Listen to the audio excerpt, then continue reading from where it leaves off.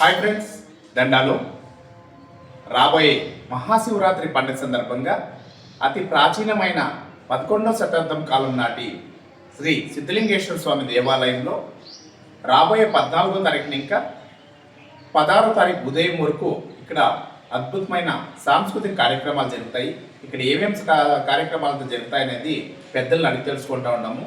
ఈ దేవాలయము అతి ప్రాచీన దేవాలయంగా పిలువబడుతుంది. ఎందుకంటే మనకి ఈ ప్రాంతంలో ఒక అద్భుతమైన నదీ ప్రవాహం ఉంది. దాన్నే సనత్ కుమార్ నది అంటారు. ఈ సనత్ కుమార్ నది పక్కన ఉండే అద్భుతమైన దేవాలయము శ్రీ సిద్ధలింగేశ్వర స్వామి దేవాలయము. ఈ దేవాలయంలో మహా శివరాత్రి పండుగ సందర్భంగా ఇక్కడ ఎన్నో అద్భుతమైన కార్యక్రమాలు జరుగుతూ ఉన్నాయి. ఈ కార్యక్రమాలన్నీ మీ అందరికీ మేము పెద్దల మూలంగా తెలియజేస్తాము. ఆ రోజు మరీకుండా ప్రతి ఒక్కరూ మన కెలమంగళము మరియు చుట్టుపక్కల గ్రామాల్లో ఉండే ప్రతి ఒక్కరూ దేవాలయంలో కలుసుకొని ఆ స్వామివారి కృపకు పాత్రలు కావాల్సిందిగా మా మనవి. ధన్యవాదాలు. స్వామి చెప్పండి, ఏమేమి కార్యక్రమాలు అంతా ఉన్నాయి? ನಮಸ್ಕಾರ. ಅಂದರೆ ಇದು ಶ್ರೀ ಸಿದ್ಧಲಿಂಗೇಶ್ವರ ಸ್ವಾಮಿ ಕ್ಷೇತ್ರದಲ್ಲಿ ವಿಶೇಷವಾದಂಥ ಪೂಜೆಗಳಂದರೆ 14ನೇ ತಾರೀಕು ಸಂಜೆ ಒಂದು 3 ಗಂಟೆಗೆ ಪ್ರದೋಷ ಕಾಲ, ಶನಿ ಪ್ರದೋಷ. ಇದನ್ನ ಮಹಾಪ್ರದೋಷ ಅಂತಾರೆ. ಮಹಾಪ್ರದೋಷ ತುಂಬಾ ವಿಶೇಷವಾದಂಥದ್ದು. ಇದರಲ್ಲಿ ಅಂದ್ರೆ ಜಾತಕ ಪ್ರಕಾರನೋ ತರ್ಕಾಲಗ್ನ ಪ್ರಕಾರನೋ ದೋಷಗಳಿದ್ರು ನಿವೃತ್ತಿ ಮಾಡ್ಕೊಡುವಂತಹ ಸಮಯ. ಹಂಗಾಗಿ ಜಾತಕದಲ್ಲಿ ಮಂಗಲ ದೋಷ ಇರ್ಬೋದು, ಕುಜ ದೋಷ ಇರ್ಬೋದು, ಸರ್ಪ ದೋಷ ಇರ್ಬೋದು, ಸಂಧಿ ದೋಷ ಇರ್ಬೋದು, ಕಾಲ ಸರ್ಪ ದೋಷ ಇರ್ಬೋದು. ಈ ರೀತಿ ತೊಂದರೆಗಳಿರೋರು ಅತಿ ಮುಖ್ಯವಾಗಿ ಆ ದಿನ ನಾವು ಅಂದ್ರೆ ಅಭಿಷೇಕಕ್ಕೆ ನಾವು ಇಲ್ಲಿ ಪಾತ್ರರಾಗಿ ಅಂದ್ರೆ ಮಹಾಮಂಗಳಾರತಿ ಆಗುವ ಗಂಟೆ ಇದ್ದು ಭಗವಂತನ ದರ್ಶನ ಮಾಡಿದ್ರೆ ಸಾಕು. ಶನಿ ಪ್ರದೋಷನ ಮಹಾಪ್ರದೋಷ ಅಂದ್ರೆ ಸಕಲ ದೋಷವು ನಿವೃತ್ತಿ ಆಗುವಂತಹ ಅವಕಾಶವನ್ನು ಮಾಡ್ಕೊಡ್ತಾನೆ. ಆ ದಿನ ಶನಿವಾರ ದಿನ ತುಂಬಾ ವಿಶೇಷವಾದಂತಹ ಕಾರ್ಯಕ್ರಮಗಳು ಅಂದ್ರೆ ಮದುವೆ ಆಗದಿದ್ದವ್ರಿಗೆ ಮದುವೆ ಆಗುವಂತ ಅವಕಾಶ, ಮಕ್ಕಳಿದ್ದವ್ರಿಗೆ ಮಕ್ಕಳಾಗುವಂತ ಅವಕಾಶ, ಅಂದ್ರೆ ಚಂದಾಗ ವಿದ್ಯಾ ಇಲ್ಲಿದ್ದವ್ರಿಗೆ ಚಂದಾಗ ವಿದ್ಯೆ ಕೊಡುವಂತ ಅವಕಾಶ. ಅಂದ್ರೆ ದೇವಾನುದೇವತೆಗಳು ದೇವ್ರು ನೋಡಕ್ ಬರ್ತಾರೆ. ಅಂದ್ರೆ ಶಿವನ್ನ ನೋಡುವಾಗ ನಾವು ಅವ್ರನ್ನ ಅಭಿಷೇಕ ಮಾಡೋದು ನಮ್ಮ ಕಣ್ಣು ಸುತ್ತ ಅವ್ರ ಮೇಲೆ ಬಿದ್ದು ನಮ್ಮ ದೋಷಗಳು ನಿವೃತ್ತಿ ಮಾಡ್ಕೊಡುವಂತ ಆ ಸಮಯನೇ ಶನಿ ಪ್ರದೋಷನ ಮಹಾಪ್ರದೋಷ ಅಂತ ಹೇಳಿ ಕರೀತಾರೆ. ಹಂಗಾಗಿ ಆ ದಿನ ಶನಿವಾರ ದಿನ ಕಾರ್ಯಕ್ರಮ ಈ ರೀತಿ ಇರ್ತದೆ. ಅದೇ ರೀತಿಯಾಗಿ 15ನೇ ತಾರೀಕು ಬೆಳಗ್ಗೆ ಅಂದ್ರೆ ಬೆಳಗಿನ ಜಾವದಲ್ಲಿ 4:15 ಇಲ್ಲ 4:45 ರುದ್ರಾಭಿಷೇಕ ಪಾರಾಯಣವನ್ನು ಮಾಡ್ತಾ ಇದ್ರು. ಅಂದ್ರೆ ಶಿವರಾತ್ರಿ ದಿನದಲ್ಲಿ ಮೊದಲನೇ ಕಾಲ ಪೂಜೆ ಅಂತೇಳಿ ಶಿವರಾತ್ರಿ ದಿನದಲ್ಲಿ ಅತಿ ಮುಖ್ಯವಾಗಿ ರುದ್ರಾಭಿಷೇಕವನ್ನು ಮಾಡ್ತಾರೆ. ಇರೋದ್ರಲ್ಲಿ ಶ್ರೇಷ್ಠವಾದಂತಹ ಅಭಿಷೇಕ ರುದ್ರಾಭಿಷೇಕ. ನಮಕ ಮತ್ತೆ ಚಮಕವನ್ನು ಓದಿ ಭಗವಂತನಕ್ಕೆ ಅತಿ ತೃಪ್ತಿ ಆಗುವಂತಹ ಆ ಸಮಯನೇ ಆ ರುದ್ರಾಭಿಷೇಕ. ಯಾರು ನನ್ನ ಅಂದ್ರೆ ಕಣ್ಣು ನೋಡುತ್ತಾ ಕಿವಿ ಕೇಳುತ್ತಾ ಮನಸಾರ ನನ್ನ ಯಾರು ಪ್ರಾರ್ಥನೆ ಮಾಡ್ಕೊಂತಾರೋ ಕೇಳೋ ವರಗಳನ್ನು ಕೊಡುತ್ತಾ ಆ ಪರಮಾತ್ಮನೇ ಆ ಸದಾಶಿವ. ಹಂಗಾಗಿ ಈ ರುದ್ರಭೂಮಿ ಅಂದ್ರೆ ಮಯಾನದಲ್ಲಿ ಇರುವಂತ ಸದಾಶಿವ ಅತಿ ಮುಖ್ಯವಾಗಿ ಈ ಸುತ್ತಪತ್ತ ಇರೋ ಹಳ್ಳಿಗಳೆಲ್ಲಾನು ನೋಡಿದ್ರೇನೋ ಇದು ತುಂಬಾ ಶ್ರೇಷ್ಠವಾದಂತ ಕ್ಷೇತ್ರ. ಹಂಗಾಗಿ ಈ ಕ್ಷೇತ್ರದಲ್ಲಿ ವಿಶೇಷವಾದಂತ ರುದ್ರಾಭಿಷೇಕ ನಡೀತಾನೆ ಇರ್ತದೆ. ಹಂಗಾಗಿ ಆ ದಿನ 15ನೇ ತಾರೀಕು ಶಿವರಾತ್ರಿ ದಿನದಲ್ಲಿ ಬೆಳಗ್ಗೆ ಒಂದು ಅಭಿಷೇಕ, ಅದೇ ರೀತಿಯಾಗಿ ಮಧ್ಯಾಹ್ನ ಒಂದು ಅಭಿಷೇಕ, ಅದೇ ರೀತಿಯಾಗಿ ಸಂಜೆ ಒಂದು ಅಭಿಷೇಕ, ಅದೇ ರೀತಿಯಾಗಿ ಮಧ್ಯರಾತ್ರಿ ಒಂದು ಅಭಿಷೇಕ, ಅದೇ ರೀತಿಯಾಗಿ ಬೆಳಗಿನ ಜಾವದಲ್ಲಿ ತಿರ್ಗಾನೋ 16ನೇ ತಾರೀಕು ಬೆಳಗಿನ ಜಾವದಲ್ಲಿ ಒಂದು ಅಭಿಷೇಕ. ಹಂಗಾಗಿ 5 ಕಾಲ ಪೂಜೆ ನಡೀತದೆ. ಹಂಗಾಗಿ 5 ಕಾಲ ಪೂಜೆದಲ್ಲಿ ಭಗವಂತನ ಇಲ್ಲಿ ಅಂದ್ರೆ ಬಂದು ನಮ್ಮ ಸಂಕಲ್ಪವನ್ನು ನೆರವೇರಿಸುವಂತಹ ಆಸಕ್ತಿ ಸ್ವರೂಪರಾಗಿ ಬಂದು ಇಲ್ಲಿ ನಿಲ್ತಾರೆ. ಅದೇ ರೀತಿಯಾಗಿ ಆ ದಿನ ರಾತ್ರಿ ತುಂಬಾ ವಿಶೇಷವಾದಂತಹ ಹರಕತೆ ಮಾಡ್ಕೊಂಡಿದ್ದಾರೆ.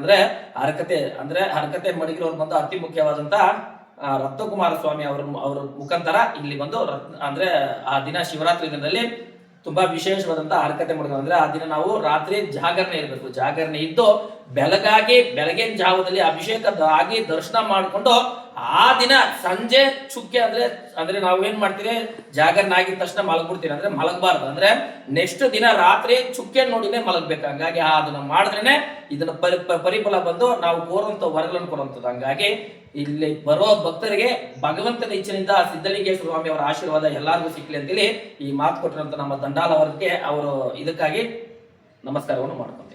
ధన్యవాదాలు. తప్పకుండా అందరూ కలుసుకొని ఈ స్వామివారి కృపకు పాత్రలు కావాల్సిందిగా మా మనవి.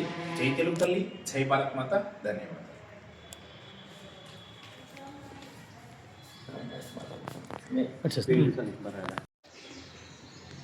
ಮಹಾಶ್ರೀ ಸಿದ್ಧಲಿಂಗೇಶ್ವರ ಸ್ವಾಮಿ ಸನ್ನಿಧಿಯಲ್ಲಿ ಅತಿ ಮುಖ್ಯವಾದಂತಹ ಶನಿ ಪ್ರದೋಷ ಮಹಾಪ್ರದೋಷ ಅಂತೇಳಿ. ಹಾಗೆ ಅಂದ್ರೆ ಅದೇ ರೀತಿಯಾಗಿ ಈ ನಂದಿಯಲ್ಲಿ ಅತಿ ಮುಖ್ಯವಾದಂತ ಬಲ ಇದೆ. ಅಂದ್ರೆ ಏನಪ್ಪಾ ಬಲ ಅಂದ್ರೆ ನಂದಿ ಮೇಲೆ ಅತಿ ಮುಖ್ಯವಾದಂತ ಬ್ರಹ್ಮಮುಡಿ ಅನ್ನೋದು ಇದನ್ನೇ ಬ್ರಹ್ಮಮುಡಿ ಅಂತಾರೆ.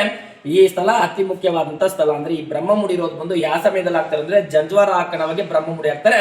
ಅದೇ ರೀತಿಯಾಗಿ ಮದುವೆ ಆದಂತಹ ಸಮಯದಲ್ಲಿ ಸೆರಗಿಡ್ಕೊಂಡು ಆ ಕಡೆ ಗಂಡ ಕಡೆ ಅಂದ್ರೆ ಅಂದ್ರೆ ಟವಲ್ ಆಗಿರೋ ಇದನ್ನ ಹಿಡ್ಕೊಂಡು, ಅದೇ ರೀತಿ ಹಿಂದ ಕಡೆ ಸೆರಗಿಡ್ಕೊಂಡು ಬ್ರಹ್ಮ ಗಂಟ ಹಾಕ್ತೀರ. ಅಂದ್ರೆ ಮನೆಯಲ್ಲಿ ಯಾವುದೇ ರೀತಿಯಾದ ತೊಂದರೆ ದೋಷಗಳಿದ್ರು ನಿವೃತ್ತಿ ಮಾಡ್ಕೊಡೋ ಆ ಸಮಯನೇ ಈ ನಂದಿನಲ್ಲಿ ಅತಿ ಮುಖ್ಯವಾದಂತ ಫಲ. ಏನಪ್ಪಾ ಅತಿ ಮುಖ್ಯವಾದಂತ ಫಲ ಅಂದ್ರೆ ಮನೆಯಲ್ಲಿ ಅಂದ್ರೆ ಸಂಸಾರದಲ್ಲಿ ತೊಂದರೆಗಳಿರ್ತದೆ. ಸಂಸಾರದಲ್ಲಿ ತೊಂದರೆ, ಕೆಲವೊಂದು ವಿಷಯಗಳು ಹೇಳ್ಬೋದು, ಕೆಲವೊಂದು ವಿಷಯಗಳು ಹೇಳಕ್ ಆಗದಿರ್ಬೋದು. ಅಂತೋ ಸನ್ನಿವೇಶಗಳಿದ್ರೇನೋ ಈ ನಂದಿ ಹತ್ರ ಅಂದ್ರೆ ನಾವು ಮನೆ ನೀಕೆ ಎತ್ಕೊ ಬರೋವಾಗ ಒಂದು ಚೊಂಬಲ್ಲೋ ಇಲ್ಲ ಒಂದು ಬಿದಿಗೆನಲ್ಲೋ ನೀರು ಎತ್ಕೋಬೇಕು. ಅದ್ರಲ್ಲಿ ಸ್ವಲ್ಪ ಅರ್ಶಿನ, ಸ್ವಲ್ಪ ಕುಂಕುಮ, ಒಂದು ಸ್ವಲ್ಪ ಅರ್ಚತೆ, ಒಂದು ಸ್ವಲ್ಪ ಹೂವು ಹಾಕೊಂಡು ಮನೆ ನೀಕೆ ಎತ್ಕೊ ಬಂದು ನಮ್ಮ ಪ್ರಾರ್ಥನೆ ಅಂದ್ರೆ ನಮ್ಮ ಮನೇಲಿ ಈ ರೀತಿ ತೊಂದರೆ ಐತೆ, ತೊಂದರೆನ ನಿವೃತ್ತಿ ಮಾಡ್ಕೊಡ ಅಂತೀವಿ ನಾವು ಬೇಡ್ಕೊಂಡ್ರೆ ಸಾಕು.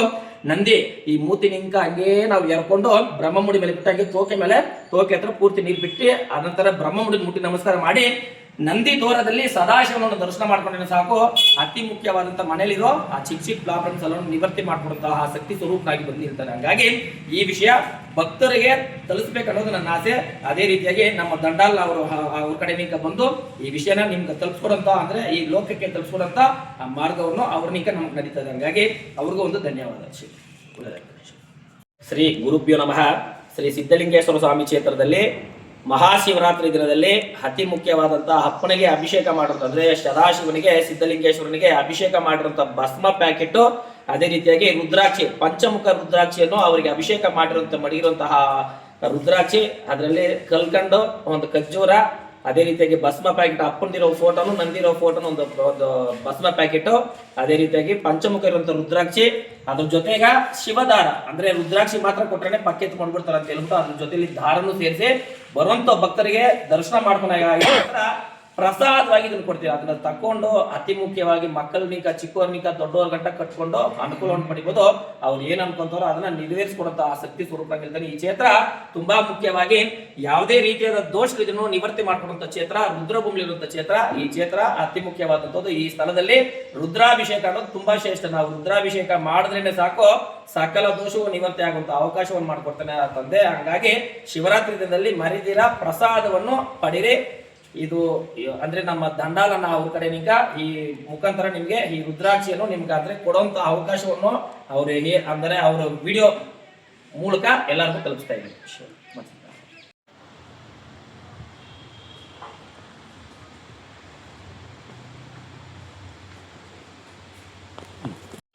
హాయ్ ఫ్రెండ్స్, దండాలు. ఓం నమ శివాయ. మన మహాశివరాత్రి పండుగ సందర్భంగా శ్రీ సిద్ధలింగేశ్వర స్వామి దేవాలయము కెలమంగళము 11వ శతాబ్దం కాలం నాటి అతి ప్రాచీనమైన దేవాలయంలో ఒకటైన మన శ్రీ సిద్ధలింగేశ్వర స్వామి దేవాలయంలో రాబోయే 14వ తారీఖు శనివారం నాడు శని ప్రదోషం జరుగుతుంది. కావున భక్త మహాశైలందరూ తప్పకుండా దేవాలయంలో కలుసుకోవాలా. ఈ దేవాలయము మేము చిన్నప్పటి ఇంకా ప్రతి సోమవారం సాయంత్రం ఇక్కడ పూజలు, ప్రసాదాలు, వినియోగాలు, భజనలు, హరికథలు ఇట్లాంటి అద్భుతమైన సాంస్కృతిక కార్యక్రమాలు జరుగుతూ ఉండే మన సిద్ధలింగేశ్వర స్వామి దేవాలయంలో మహాశివరాత్రి వేడుకలు అంగరంగ వైభవంగా జరుగుతుంది. కావున కెలమంగళము మరియు చుట్టుపక్కల గ్రామస్తులందరూ మన శ్రీ సిద్ధలింగేశ్వర స్వామి దేవాలయానికి విచ్చేసి స్వామివారి కృపకు పాత్రలు కావాల్సిందిగా కోరుకుంటా ఉంటాం. ఎలాంటే ఇది మన ప్రాంతాల్లో గల అతి ప్రాచీనమైన దేవాలయాల్లో ఒకటైన సిద్ధలింగేశ్వర స్వామి దేవాలయంకి మనమందరూ తప్పకుండా రావాలా.